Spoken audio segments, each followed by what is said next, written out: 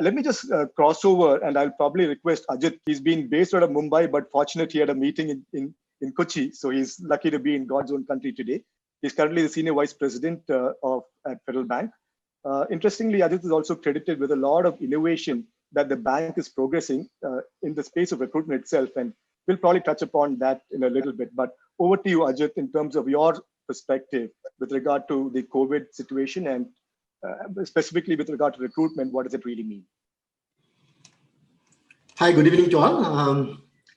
The COVID crisis, as Subhashini and Vijay has put it earlier, it has really impacted not only the economy, I think the lives of millions across the world.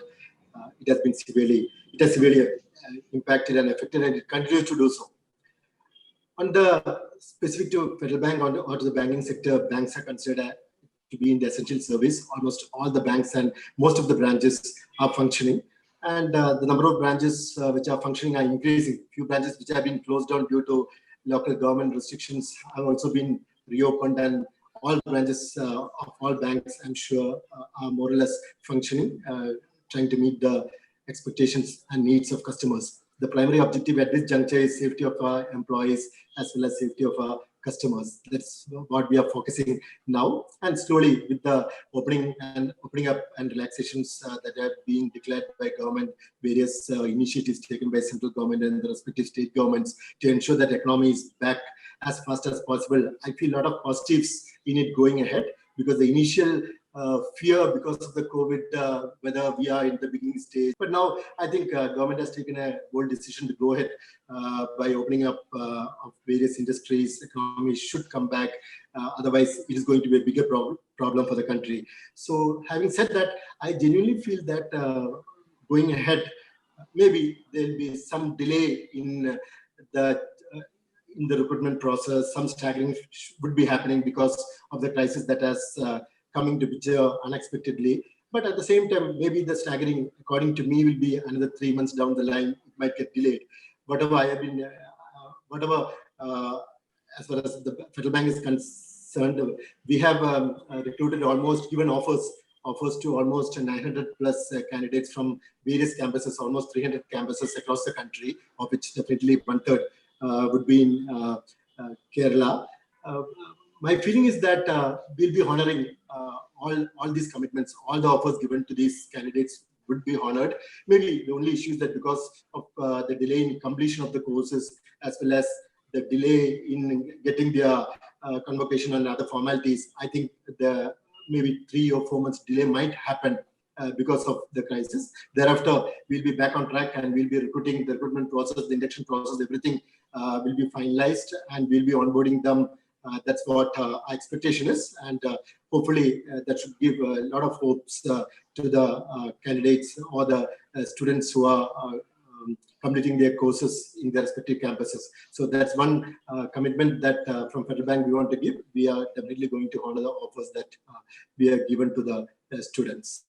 Thank you, Ajit. I think for many viewers who are watching this, that really would be music to the ears, because one of the apprehensions might have been just that. And to hear you say and to commit in a public forum that all the job offers that are given would be honored is certainly something which is extremely reassuring.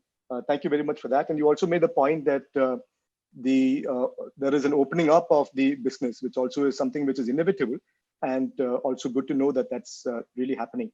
What I would want to understand from Dr. Jose is a little bit in terms of an overview, perhaps, in terms of the microfinance industry and the small banks, but also a little in terms of what kind of qualifications are you looking for from students today? And does that in any way change from how it used to be, say, pre-COVID? Post-COVID, is there something else that you might be looking at in addition by way of skill sets and qualifications in the students?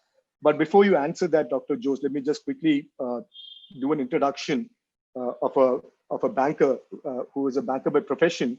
And again, like Ajit before him, he served very long years where he spent about 25 years with the State Bank of India before he took his voluntary retirement in 2010 while he was the chief manager.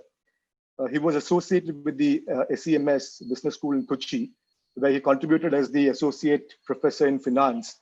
And now he is the head of HR and also the head of department for learning and development for ISAP, the small finance bank, which is located in Thrissur. It's also interesting, and I would like to point out here, though it may not be very contextual, that Dr. Jose is a person who's very involved in a lot of philanthropic activities as well. He's the founder chairman of Vidya Foundation Cochin, which was started in 2011 with the aim to educate and support the education of children in government and aided schools who are students in the standards from 8 to 10, helping them to move up to higher education. That's Dr. Jose for you, and Dr. Jose, over to you.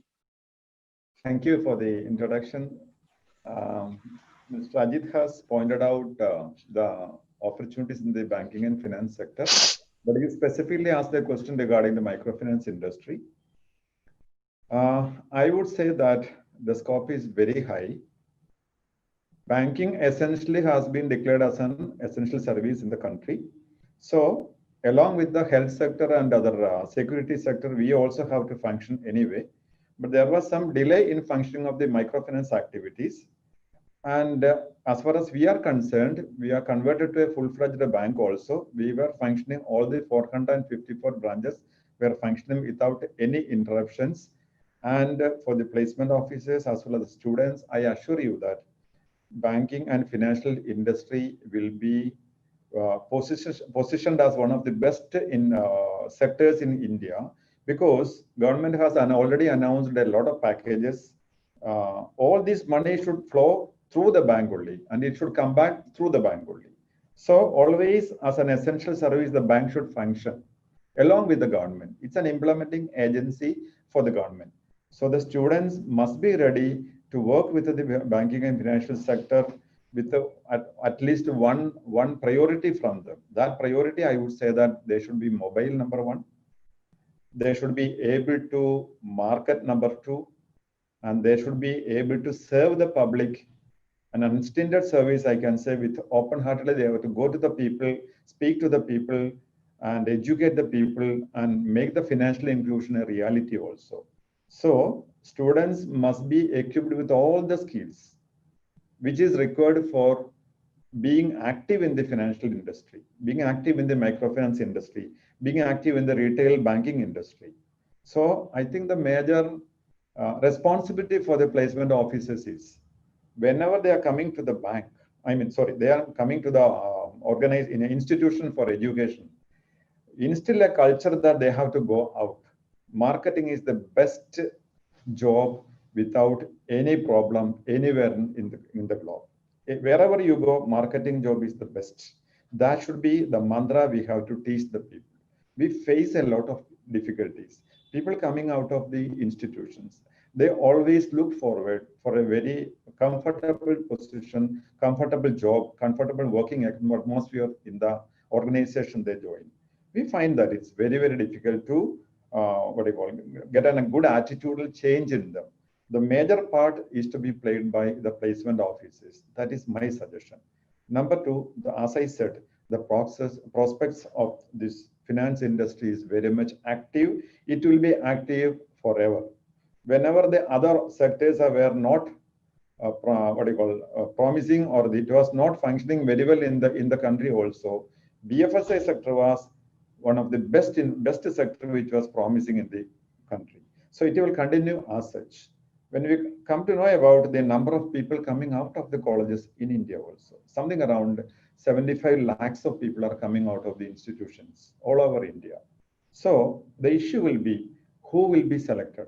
Who is having the employability skills? Who is having the attitude to work outside the that is going for the market also? As I said, without marketing, they cannot survive.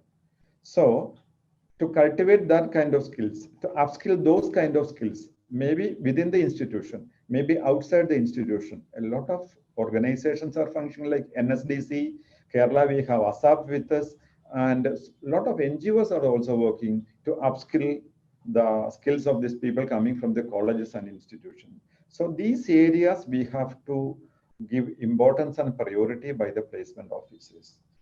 Do appreciate some of the points that you brought about, which are very relevant.